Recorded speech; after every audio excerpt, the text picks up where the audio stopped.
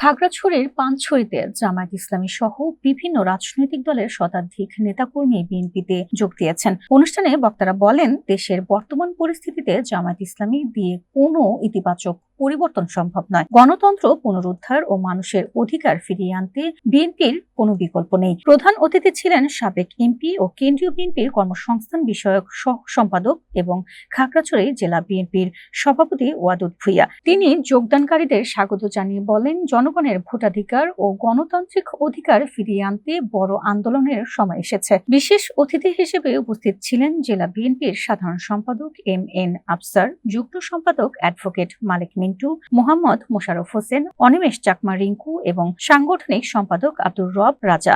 অনুষ্ঠানটি সভাপতিত্ব করেন জেলা বিএনপির সহ সভাপতি মোহাম্মদ বেলাল হোসেন এবং সঞ্চালনা করেন পানছড়ি উপজেলা বিএনপির সাধারণ সম্পাদক মোহাম্মদ ইউসুফ আলী। বক্তারা বলেন, দমন-পীড়ন ও সাংগঠনিক দুর্বলতার কারণে জামায়াত ইসলামী জনগণের আস্থা হারিয়েছে। তাই বহু নেতাকর্মী নতুন রাজনৈতিক আশ্রয় হিসেবে বিএনপিকে বেছে নিচ্ছেন। নব যোগদানকারীরা দেশের গণতন্ত্র ফিরিয়ে আনা ও মানুষের অধিকার রক্ষায় বিএনপির আন্দোলনে সক্রিয় ভূমিকা রাখার প্রতিশ্রুতি দিয়েছেন। পরবর্তীতে Panchhari premier cricket tournament final খেলায় অংশ নিয়ে খেলোয়াড়দের মাঝে পুরস্কার বিতরণ করা হয়।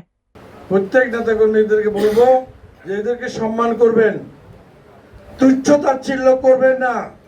যদি কেউ ওদেরকে অবজ্ঞা করেন, তুচ্ছ-তাচ্ছিল্য করেন, তাদের বিরুদ্ধে সাংগঠনিক ব্যবস্থা নেওয়া হবে। পরিবার পরীক্ষিত বাংলাদেশের ভূখণ্ডের জন্য, বাংলাদেশের পতাকার জন্য। এই পরিবার ছাড়া এই মুহূর্তে কোনো বিকল্প আমাদের দেশে নাই। অতএব এই পরিবারকে বাঁচিয়ে রাখতে হবে, এই পরিবারকে লালন করতে হবে।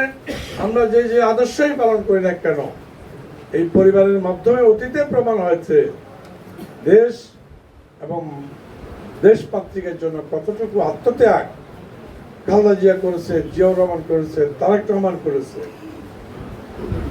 আলামত রহমান করেছে। দেখেন চারটা মানুষ কিভাবে নির্মমভাবে নির্যাতিত নিপীড়িত হয়ে আত্মত্যাগের মধ্য দিয়ে যে আজকে এই পরিবার বাংলাদেশের মানুষের হৃদয়ে স্থান করে নিয়েছে। জামায়াত ইসলামকে দিয়ে এই দেশের কোনো মঙ্গল হবে না, জাকের বাড়িকে দিয়ে কোনো মঙ্গল হবে না, ইসলামী ঐক্যজোট বা আন্দোলন দিয়ে হবে না। একমাত্র জিয়া পরিবার পরীক্ষিত, জিয়া পরিবার বহু সরকার দেখেছে। তারেক রহমানের সরকারের প্রধান হওয়ার লোক নাই, আমাদের প্রয়োজন তারেক রহমানকে। তারেক রহমান সরকারের কাছে ছিল, ওনার বাপ প্রেসিডেন্ট ছিল, বাবার পাশে ছিল।